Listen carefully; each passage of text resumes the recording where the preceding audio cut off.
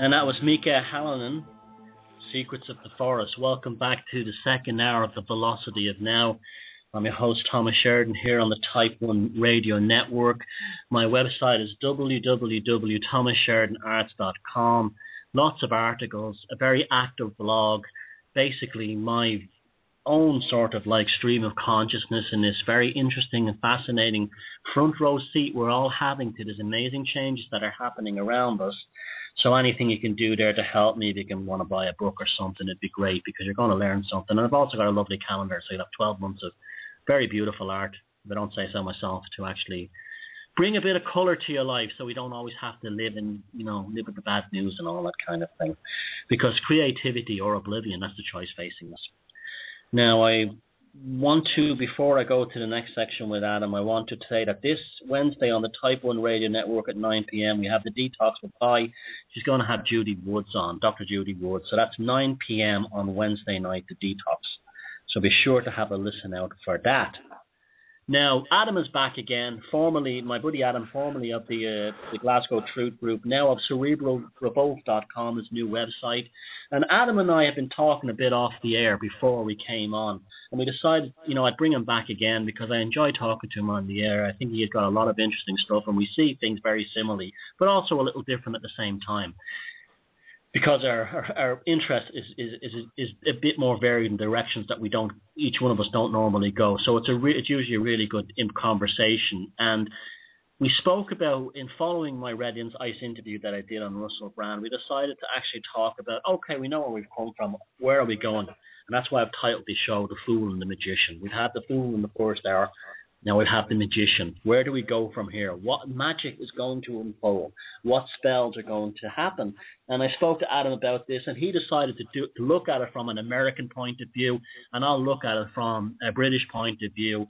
And let's start a dialogue here, because folks, if we're not talking about things, then we don't fully understand them. So this is not myself and Adam giving you absolute statements. This is conjecture. It's up to you to actually go and look at the rest of your stuff yourself, because this is a discourse, this is a dialogue, this is a conversation, and we can actually build reality going forward through our words, thoughts, and deeds. So, how are you, Adam? How's it going? Not bad. Yourself, Thomas? I'm grand, thanks. I'm grand. Now, we spoke about this beforehand last other day, and I said we'd let you talk about the American stuff, but we'll share our opinions about both. And I'll do the British stuff of what's about to unfold. So, do you want to give me some kind of insight on where we've gone and where you think we're heading? Yeah, I mean, well, I think it's important to preface like this with what you just mentioned before, which is this what we're talking about here is what we kind of are seeing in terms of trends and memes and themes and going into the future, and so they're not absolutes, Yeah. And so, I mean, I no doubt this interview is going to upset some people. It's going to be pretty controversial, but I mean, most of our interviews are anyway, so that's not something to be ashamed of. But I think it's important, people to just bear that in mind. That what we're talking about here is kind of our opinions and ideas about certain themes and certain techniques and certain processes and certain sort of trends that we see playing out, and a conversation about where we think we're heading in the future is in light of this new controversy of the whole Russell Brand and what you termed the purple pill, which I think is a very, very, very, very cool meme, and I think that'll take off among people like us who like to look at things from a certain point of view, a certain critical point of view. But yeah, I mean, it's basically, I mean, it's difficult for me to really expand or add on what you've already said, because you've already covered so much and you've already said so much on the subject. But what we're seeing here is just a standard technique. It is the manufacturing of another people's champion. It's the manufacturing of another messianic type figure to placate people, to draw in their energy, to make them believe that there's someone out there who's speaking on their behalf, who is speaking for their concerns, who is there, to make the world a better place for them, who's got their best interests at heart. It's the same game the politicians play, but what they've been doing over the past few years is they've just been slowly incorporating conspiracy-type figures and conspiracy-type topics, for lack of a better word, into the mainstream media. We had WikiLeaks, we had Julian Assange, we had Bradley Manning, there's been a few others as well. Recently we've had Edward Snowden, and so it's just been this gradual sort of introduction of these types of themes, these types of anti-establishment, questioning the status quo, questioning the government, as I said, quote unquote, conspiracy type topics, a gradual introduction of those types of ideas and themes into the mainstream media. I think Russell Brand is just the latest step in a process that we're going to see unfolding over the next, say, 3 or 4 years or so. And at least in the Western world anyway. And when I say the Western world, mainly like the UK and America. And my kind of, I have some ideas about what I think is going to be happening in America over the next few years, and I think those ideas tie in quite well to what some of the ideas that you've put forth relating to Russell Brand and his call for a revolution and his ties to the very powerful and very, very significant and influential Fabian Society. Well, before you get to that, I'll just throw out my prediction, yeah, sure. Where that's leading from here, the magician on this side of the world, because people like David Icke have been so successful in gaining and garnishing large audiences of people and large listenership. Of course, they're going to want to co-opt that. I believe that ultimately Russell Brand is going to co-opt and steal David Icke's audience. I have no problem saying that. I absolutely agree. I have no problem saying that. I'm sorry if that hurts people, but we're not here, and I'm definitely, in my life, I've never existed to be nice just to be nice. I'm nice when I need to be, but I'm truthful when I have to be, and I have to say it and how I feel about it. I think Russell Brand is put out there to steal David Icke's audience. I think what we're going to see is a very gradual, typical Fabian style, gradualism, again, a gradual shift in terms of the David Icke type of audience, shall we say? Yeah. And we've got this, we've got these two main figures, like you said, Alex Jones and David Icke. We've got Alex Jones, the masculine, on one side of the ocean, and we've got David Icke, the feminine, on the other side of the ocean. The masculine and the feminine, it's like the twin towers of Freemasonry, Jachin and Boaz. And it's funny. The right brain, the left brain. So and the two dogs in the moon card, the two dogs barking at the moon. Yep. That's the other one as well. That's another exact. I was listening before. I was thinking about that. Duality, yeah. And so you've got this duality, and this is how they always operate, through dialectical type processes. And this is I sort of avoid seeing. Well, not always, but I've come to see David Icke and Alex Jones as being basically the Jachin and Boaz, the twin Freemasonic temples that have been created in order to channel people's, anger and distrust of the growing global government, into avenues that will ultimately be useless and ultimately lead them to further ruin and destitution, and so these people can get their agendas through. But it's very, very, very interesting times we're living at the moment. And what I think, I think what you said about Russell Brand and David Icke, I think that could definitely be the case. I think it would be a gradual process where over the course of, I don't know how many years, but again, gradualism. So maybe 3 or 4 years, maybe 5 or 6 years.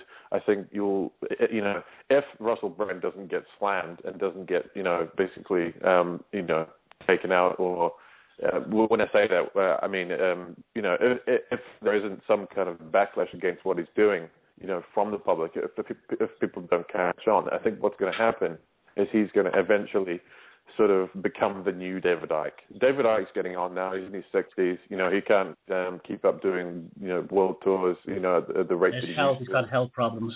He's got health problems, obviously. We know that. And so, David Icke's sort of reign is, I think, coming not too damned right now, but these people are always plan ahead.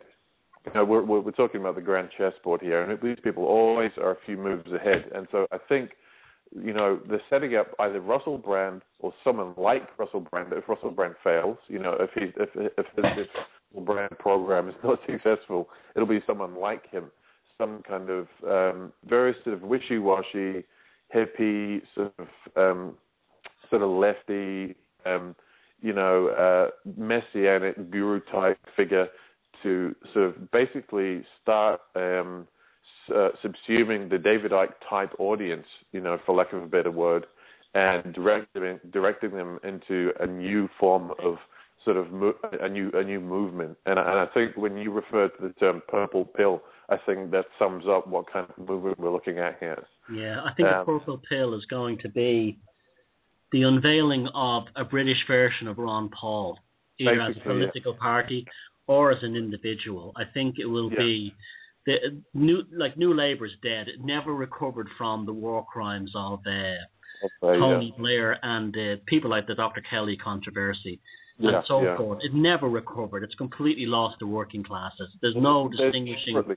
Desperately trying to undo the damage at the moment, but it's not working. Yeah. No. So the Fabians have decided, London School of Economics has decided that a new middle ground party, a new purple party, whatever you want to call it, purple pill party, is needed now for the UK that sits between the Tories and New Labour. And I believe that that's what will be unfolded. That will be the magician's trick. That will be the rabbit pulled out of the hat. And Russell Brand is just gathering up, he's been sent out to gather up the people in the alternative movement, mainly the David Icke folks, to gather them all together, but also to bring in the marginalised lefties as well. Those kinds of people from the old-fashioned sort of disliked lefty kind of world, to bring them into the fold as well and try and create a new left-leaning party in the UK, which will be seen and promoted in much the same way as Obama was in America. I predict, I don't know who it is. I mean, it's definitely not going to be Russell Brand. A part of me wonders, I don't know why I think this, but like an obvious candidate for me would be the singer Billy Bragg. He's been very heavily involved in left-wing politics for a long time. He is still very much involved, and he's been making some interesting statements about the Russell Brand thing, saying, well, what does it mean? Where do we go next? So he might be one to watch for. He also has experience in organizing things like this.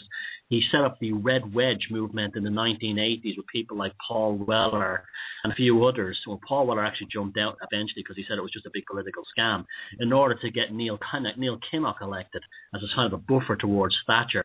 So Billy Bragg is one person that definitely will, I think, be involved in this new kind of left movement in England. And I think that's what's coming next. I think the Pied Piper aspect of the Russell Brand psyop, if you want to call that, as we said, steal David Icke's audience, also suck in the left, the marginalised left, and then bring them towards a new purple pill party. This is also why, and it's also happening in the United States media as well, they're not calling people who are into conspiracy nutcases anymore. Have you noticed that? Mm-hmm. I mean, I think you've still got if you're talking like in terms of government agencies, you're still going to be on a watch list if you mention certain terms in your emails and stuff like that. But in terms of like how the mainstream media have been treating these topics recently, we've had people in the US, obviously, Alex Jones being, the main one. He's been the main cheerleader for the whole Patriot movement over there and the Tea Party and all the rest of it, along with Ron Paul and, to a far lesser degree, Rand Paul.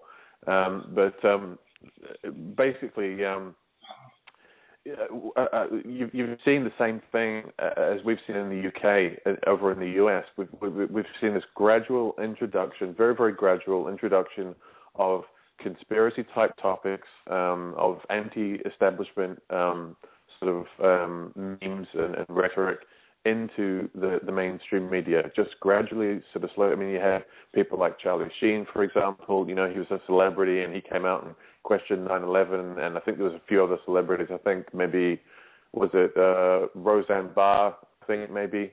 It was maybe Sean Young, who was in Blade Runner. I heard her talking on Red Ice about similar ideas. That's right, yes. But there's been a few celebrities over in the US as well.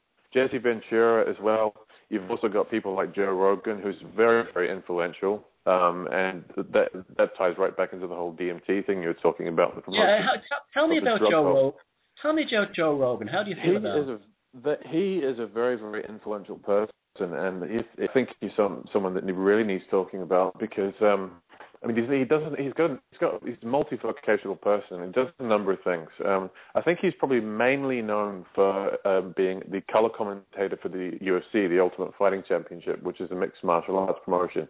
Now, I am martial artist myself, so I follow that, and I quite enjoy his martial arts commentary. I think he does a really good job of it because he's a martial artist as well, and knows what he's talking about.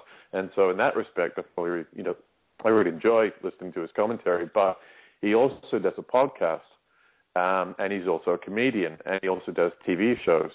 And on his podcast, he will occasionally bring on conspiracy, sort of more borderline conspiracy type people, and will sort of just gently dabble in a few sort of conspiracy type topics. He'll often bring on people who talk about the ancient aliens and the pyramids and all the old revisionist history stuff and all that kind of speculative, sort of alternative academic stuff. I find there's never any hard conclusion to any topic he ever covers. No, well, that's it's the always thing. An open-ended thing. That's the thing. He calls himself a skeptic, and he is always very, very, very sure to make sure. Well, he's always sure not to draw any firm conclusions.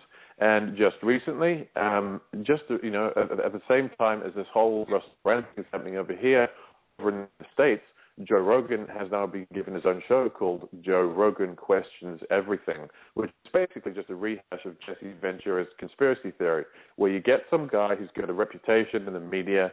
He's kind of a household name in some ways. He's got, he's an authority figure. He's a celebrity, so he's a star. People will listen to what he says. If he says it, then it must be true. Who he reminds me of a lot? Do you remember Curtis Sliwa of the Guardian Angels in New York? The guys who used to go under the subways wearing brazen uniforms, and they used to fight crime on behalf of the police, and they had like the all-seeing eye logo. His whole delivery and his whole archetype reminds me of that guy. It's almost like there's a cookie cutter version of these people that they punch out every 25 years. They're kind of aggressive, they're kind of physical, they're kind of hard, and then they kind of talk about things that are kind of counter mainstream, but they never really offer any kind of conclusion to what they're talking about. Absolutely not. Always, yeah. And that's basically what he'll focus on in all of his sort of podcasts. He'll have a diverse range of people on, and he'll also have people like Ray Kurzweil on. This guy who's talking about the singularity and transhumanism is major force in the transhumanist movement, and he'll bring something like that on and basically just lick their balls for, 2 hours or 3 hours or whatever it is, How do you feel about, just to slightly go off topic, now with everything we know what we've seen, and he has Graham Hancock on a fair bit. He's pushing the whole DMC thing as like Russ. Oh, yeah. Big time. On that new age guy Pinchek, the whole like cracker shaman kind of thing, the white boy shaman bullshit. Yep. Now that whole crap, right? The spiritual enlightenment through DMT, which are through ayahuasca, all that kind of thing. Just go into Peru, take the substance, and in light of all that, and now knowing what we know about Terence McKenna possibly being a CIA agent and pushing that whole stuff, as well as at the same time saying things like, I'm not one to believe in the grand conspiracy. Like that whole... Exactly, yeah. He sounds more... I used to like him a lot, but now he sounds more and more a gatekeeper, especially towards the end of his life. He was ramming the psilocybin DMT thing down our throats. At the same time, he was pushing the transhumanist thing, which his brother is doing very big time as well. Dennis McKenna, yeah, that's right. And Joe Rogan will have Dennis McKenna on his show as well, and they'll talk about transhumanist, New Age movement, the DMT and all the rest of it, all that stuff he just covered. He'll bring Dennis McKenna on and talk about that stuff as well. Yeah. So anyone who's involved in that type of stuff, he'll bring on and heavily promote it. And because he's got such a wide audience, so he's got a mixed martial arts audience, which is getting bigger and bigger all the time. It's a very, very fast-growing sport in terms of its popularity. But he's also got a comedian fan base, and he's also got a mainstream TV audience. So he's a very, very influential person. And so he's kind of been, just over the years, been dabbling more and more, just gradually more and more in these types of quote-unquote conspiracy topics. And, of course, he's buddies with Alex Jones, and he'll occasionally go on Alex Jones for an hour or two, and they'll just basically sit there and talk about absolutely nothing for 2 hours, basically an exercise in mutual self-marketing. How great they are and how real they are, and how, me and you, we're just, we love to talk about the truth, and we don't let other people get in the way of the truth. And it's brainwashing. It's brainwashing of the audiences. That's all it is. Absolutely. It's like two preachers reminding their flock of how special they are. Yeah, now, exactly. That's exactly it. And knowing what we know all this stuff now, I'm starting to wonder now if the boycott of Graham Hancock and Rupert Sheldrake from TED was part of this psyop to make them into big-time counterculture figures. Yeah, I mean, you never know. Was it deliberately done for that reason? That could well be it. Because they both got phenomenal PR out of that. Yeah. But, I mean, that could well be the case. I don't know. I mean, obviously, I can't prove that's the case, but that would definitely fit the template in terms of a technique and a long-term process of building up a person's reputation, as a countercultural icon. You've got to criticize them. First, you've got to feed them to the wolves. First, you've got to ridicule them. And then you do the turnaround. Then you do the switch around, like you were saying with Russell Brand. Yeah, because it makes no sense to me how someone like, Joe Rogan has the big kind of, this martial arts kind of American tough guy thing going on.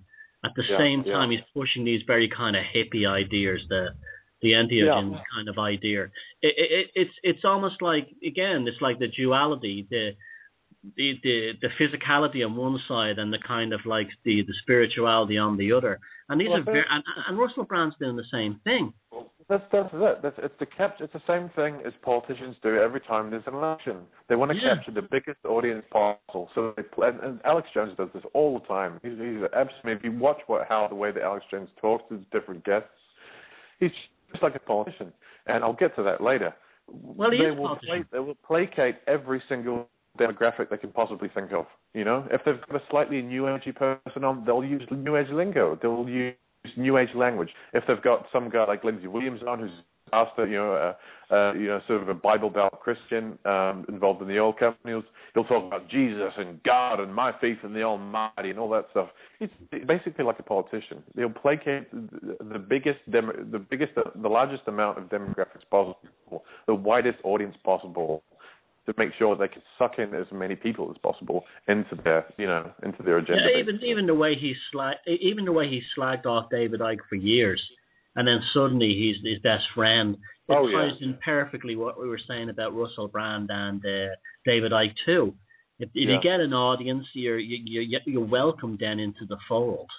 That's right. Yep, that's right. You're welcomed into the fold. Yep.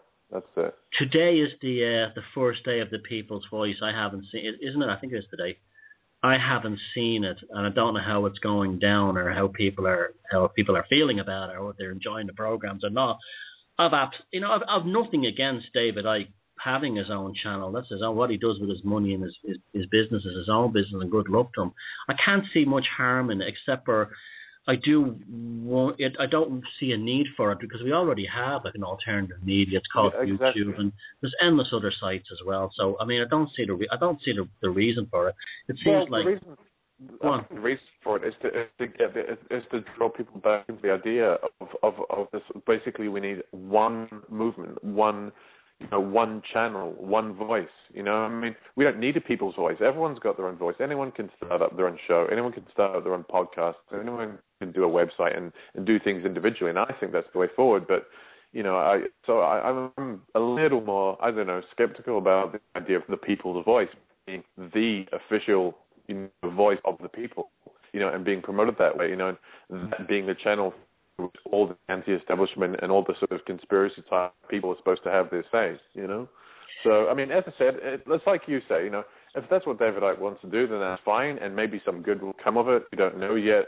As you said, it's only maybe the first broadcasters today. I haven't really been following that closely, but that's his choice, and that's cool. But I still think that it's not necessary, and I think this is part of this larger agenda to channel people's energy and intentions and their emotions and all their aspirations into a movement that implies hope. Into a new movement, into the purple pill, basically.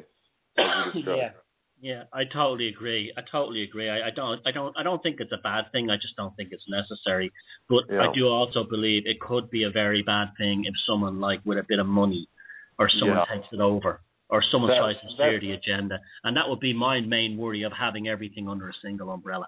Well, that's it. I mean, what you're talking about is, again, centralization. You're talking about centralization of power and influence, centralization of opinion, which is always the most dangerous thing. But, I mean, that is what authoritarianism and totalitarianism is, and that's what socialism is, and that's what Russell Brand was calling for.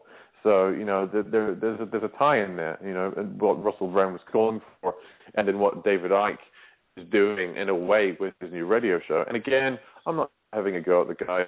No, I just want to take this opportunity to say I actually quite like. I don't have a problem with David Icke as a man, as a person. I think he's done a lot of great work, and I really do think he's a sincere, honest guy. You hear people say he's a shill and all, he's still a biggie. No. I've never seen any proof of that. I actually believe he's honest, and good luck to him. He's just one side of the thing. I mean, I don't have any problem with the guy. There's some people around him I'm not particularly too happy about, mainly because they said very nasty things about me. But that's a personal thing. That has nothing to do with him.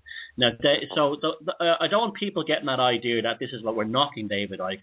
We're not. We're just saying that we're not happy with the way things are developing in the alternative in terms of one umbrella. That's all. That's right. And I think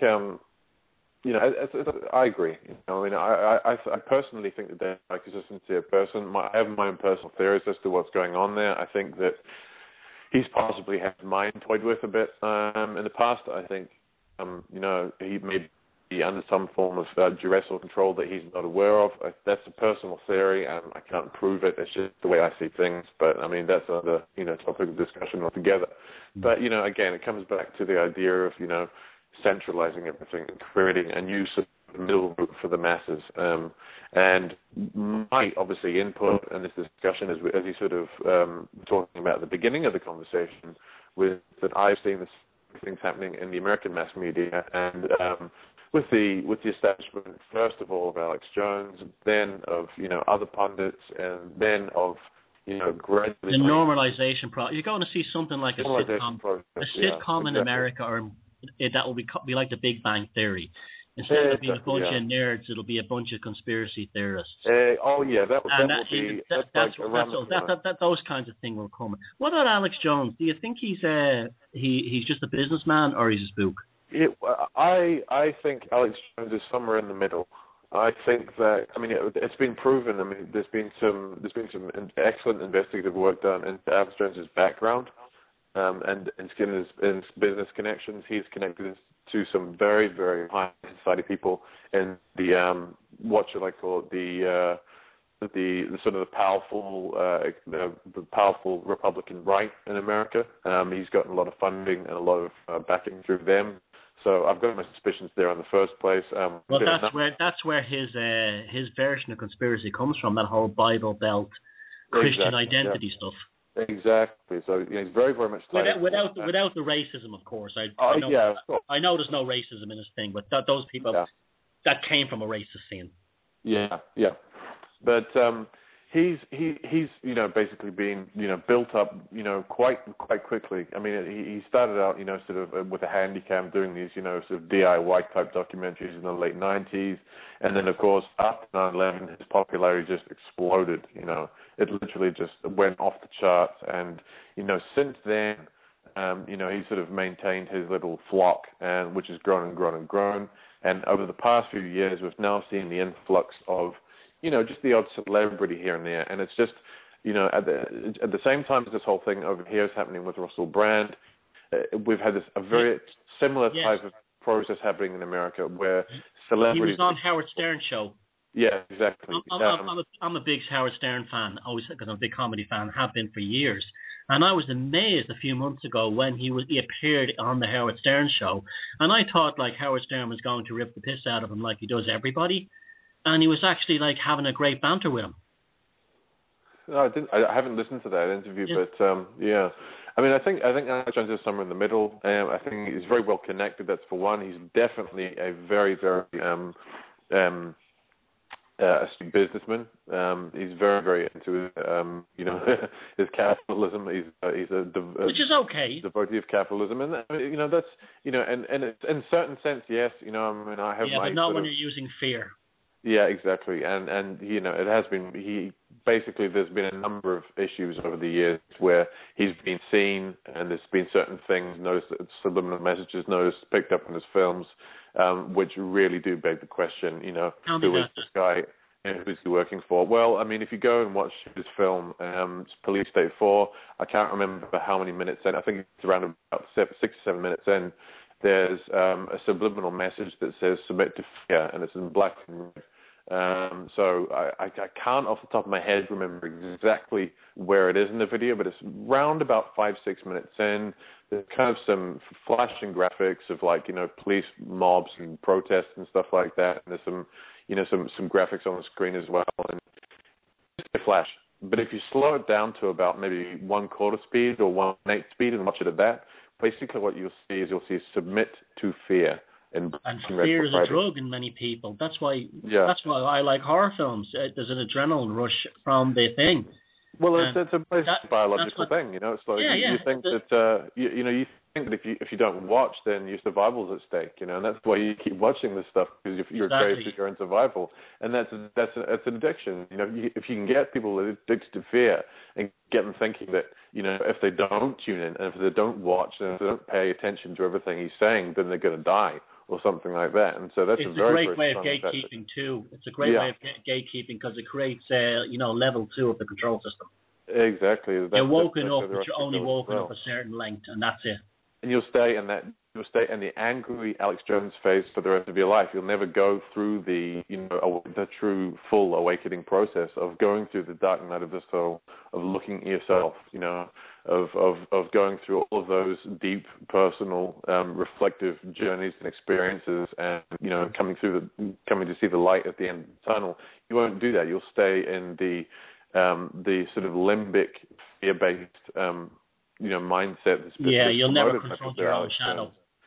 But if you don't confront your own shadow, you never confront your own shadow, and you basically, it's basically all about pointing the finger. They're the bad guys over there. It's the Illuminati, it's the bankers, it's the globalists, it's the United Nations. I mean, and I'm not saying these people don't exist and they're not doing, they're not playing out certain agendas, because they certainly are. But it's the mentality of us.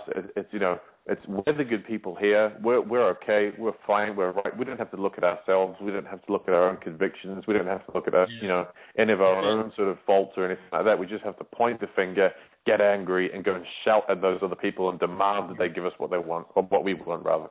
And this projection, this victim complex thing, it literally creates a tulpa in the mind of these people, where they literally become their own infection.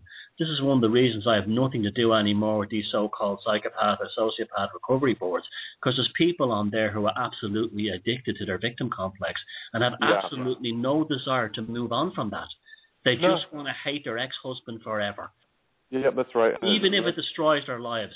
It's almost like an infection, a feedback loop sets in their heads.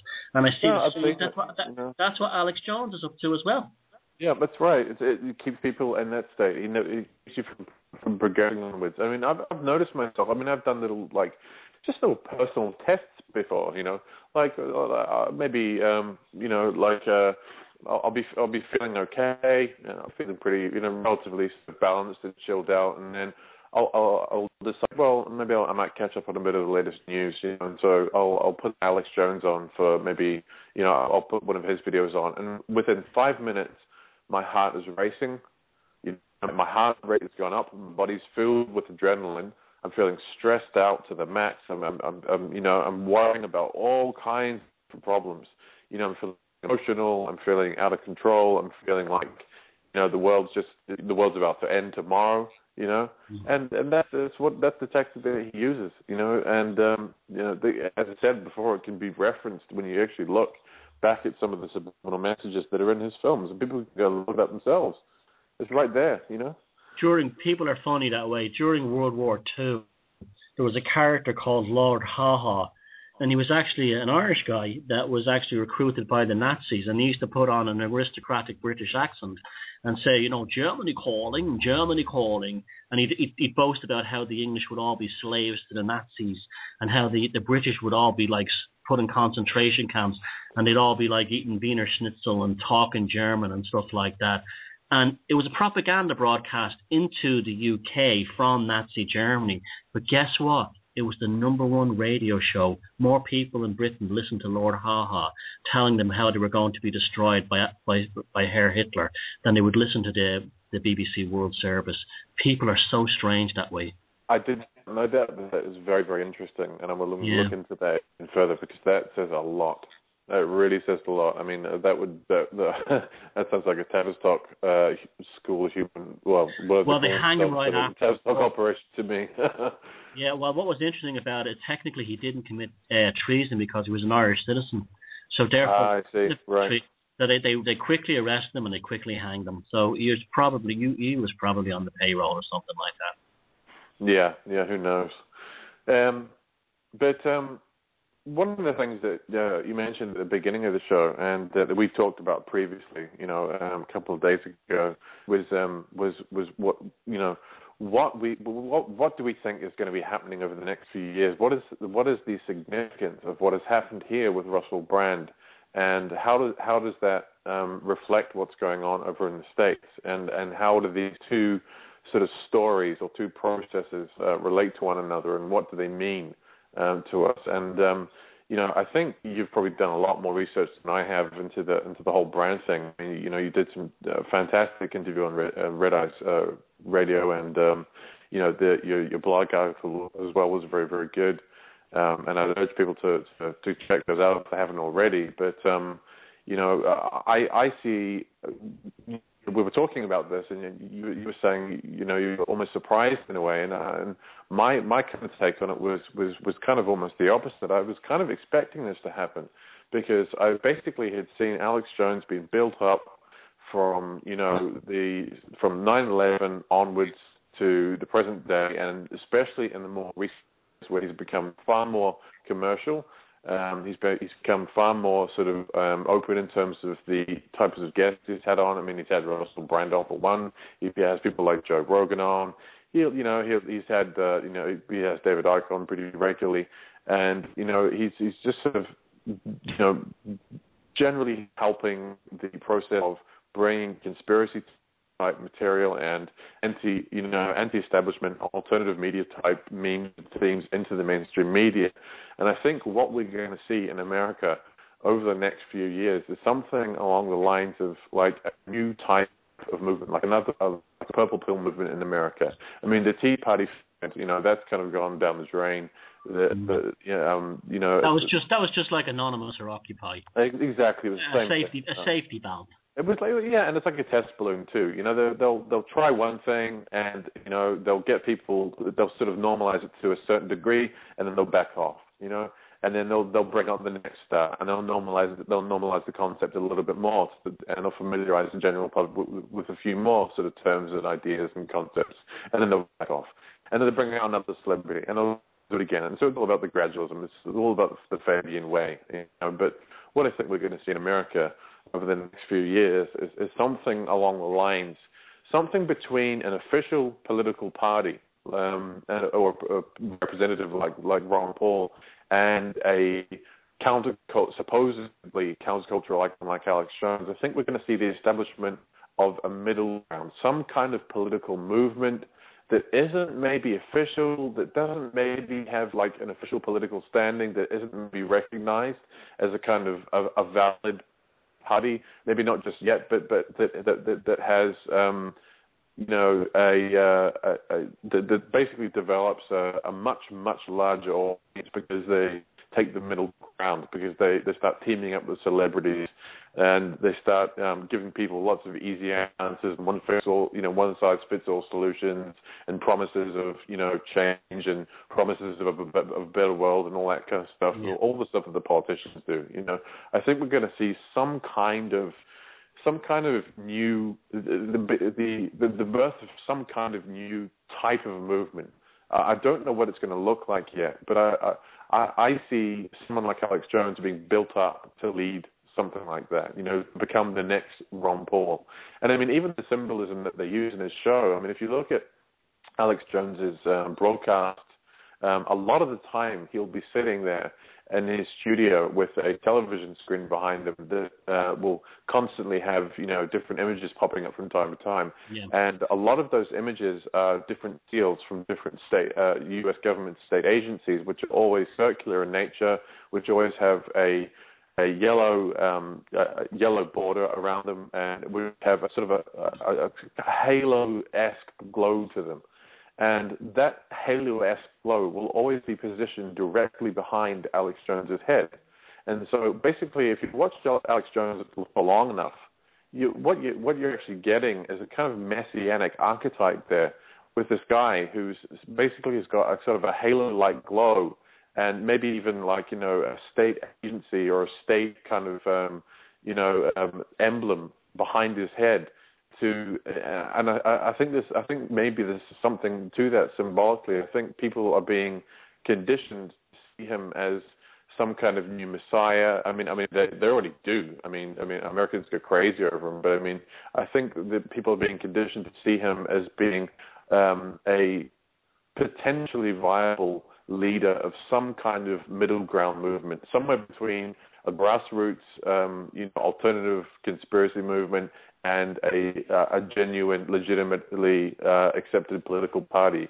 And as the John Wayne who comes riding in at the sunset with his gun on his horse. Of course, it's the same trick over and over again, But like I think Ronald Reagan was that too.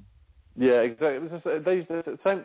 They're no different from politicians, really. They use the same tricks, But I think what we're going to see in America is something along those lines over the next few years. The return of the Messiah, basically, which in the form of a sort of a purple pill type, middle of the road, not quite mainstream, not quite conspiracy. Got a few celebrities on board, growing in popularity. Sort of movement where someone like Alex Jones, and I think Alex Jones has been built up to take on this role.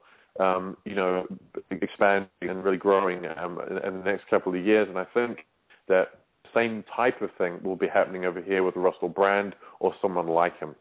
I think the end game will be the transhumanism coupled with the big pharma thing. I think a lot of the whole DMT thing is very similar to what happened with the E craze in the 1990s, where people were on ecstasy and they burnt all the serotonin out of their heads. I think they're trying to get people on psychedelics so they get all screwed up. People are using them as a party drug, and then they'll give them synthesized versions of it. The Soma, Brave New World Soma. That ties in with the Terrence McKenna, the whole drive, Dennis McKenna, Graham Hancock, the whole thing leading towards a drugged up, technocratic future run under a kind of a socialist watermelon system where it's green on the outside, red on the inside. And it's all I believe now we're actually seeing all the ducks are lining up in a row now. It's becoming very, very obvious if you're paying attention and not blinded by the light of Lucifer behind the fool. And you're looking at the forwardness. All the ducks are lining up in a row for the Agenda 21, transhumanists, big pharma, Soma, Brave New World future under this kind of socialist Fabian system. To me, it's completely obvious, and that's what they're doing. And the way to do that is to take the traditional values in each country in terms of politics. In the UK, the left, the old left, the old socialist working class movement, they get the purple pill with Russell Brand and the conspiracy crowd. In the United States, the marginalized whites from the Bible Belt, they'll get the purple pill from Alex Jones, their savior, but ultimately it's all driving towards the one thing, and that's just like in that scene in the film Fahrenheit 451, where your man's wife is sitting there popping pills all day and watching reality TV. Yeah, that's right, and it's like it's the same. It's like what you said. It's the same process, I think. But like politicians, they will always placate to their audience. They will always appease, the widest possible demographic, And so, you're going to have for every demographic out there, you're going to have someone like this pop out of the woodwork, and be presented as the new Messiah, for that particular demographic. Over in America, it'll be more geared to, obviously, as we're discussing, it'll be more geared towards the sort of the Christian almost like a political theology going on over there. The Christian pro-gun, pro-Second Amendment,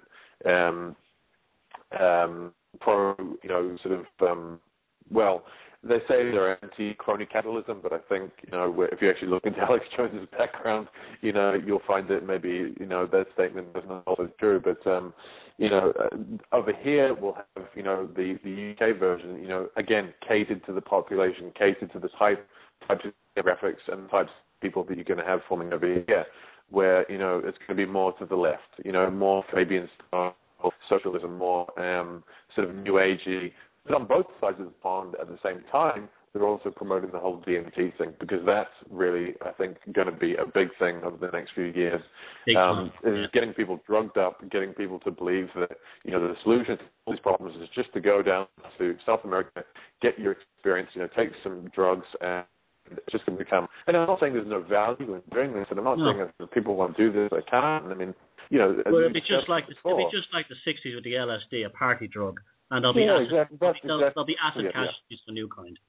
Exactly. I mean, it's not that if people want to go and have one of these experiences, I'm saying that that's a bad thing. That's fine if that's the choice, and maybe they might get something out of it. But it's the commercialization and the normalization and the introduction of these types of topics, like the DMT cult and the Indian cult, into the mainstream, that will ultimately end up with them just being, like you said, like the new soma. They'll be made by, end up being made by big pharma companies. You have big pharma companies, they'll probably relax the drug laws a wee bit so they can start, giving people, something along these lines. We're talking long term here, of course. I mean, not actually this happening in some, maybe in the next couple of years, but in the long term, because Wrapping this up now, Adam, tell us about your new project, cerebralrevolt.com. Right. Okay. Sure. There's nothing much to see there at the moment. So if people want to just bookmark it for now and check back later on, because I never actually created a website before, so I'm having to learn the whole thing from scratch. And along with that, I've decided to go the original route, in terms of not, choosing like a pre-made template, not getting someone else to make it for me. I'm going to learn how to do it myself. I'm going to make it exactly the way I want to make it, which means having to learn things like Illustrator and Photoshop as well. So it's been a steep learning curve, and the site is going to probably, take, at least a few months to get it to a standard where I'm happy with it. But I'll constantly be working on it. So, I'll still be uploading content to it as well. So, if people want to, just bookmark www.cerebralrevolt.com, and just keep check back whenever you want, because as I said, I will be continually working on it and continually improving it, and that basically is just going to be, I guess, similar to your website in a way. It's going to be a platform for my opinion on things. I mean, I'm not an expert on any one thing. I haven't written a book. I haven't produced a film, but I'm very, very interested in culture. I'm interested in themes and memes, and I believe that on the odd occasion I should make a good point. And so that website is going to be a platform for that. And I'll even be uploading some of my own music. I'll be uploading some of my own, graphic and artistic creations as well. So again, it's going to be pretty similar to yours, I'd say. Just a platform for my opinions and, the way I see things. But when you get right now, it's in the works. When you get that sorted out, I'll put a link on my site, but I'll also put the link on the show page for the night show, cerebralrevolt.com. It sounds great, and something, it's what we need. We need more. Like I said, we need 1,000 rabbits running in every direction, 100,000 rabbits independently running in every direction. and not 100,000 rabbits under one movement, because they can't catch us and they can't control us if we're all running wildly. And that's why I tell everybody, write a book, create a website, open a YouTube channel, contribute. It's not chaos. It's not muddying the waters. It's throwing everything out, because people will develop a kind of internet intelligence where they'll be able to tell shit from gold eventually. So, excuse me, I believe that people's intelligence ultimately does get benefited from it. Even if they follow the wrong thing for a while, they will always come down to the smart stuff in the end and the good stuff that they need in their life. It may not be a solution for everyone, but it'll be a solution or actually a path they can follow in their life. So best of luck with that, Adam, and thank you very much for coming on, and we'll have you back on again as this box of magic tricks unfolds. Cheers, mate. Indeed. Thank you very much. All the best. And that was Adam there from CerebralRevolt.com, formerly of the Glasgow Truth Group. Now, look, you can listen to this and say it's all batshit crazy and stuff like that. It's not going to happen, and maybe it won't, and maybe it will, but there is a precedent for this kind of chemical, cultural pollution of a culture in order to demolish it. I just posted an article on my website today called Potatoes and Whiskey, Soft-Kill Bioweapons for the Gaels.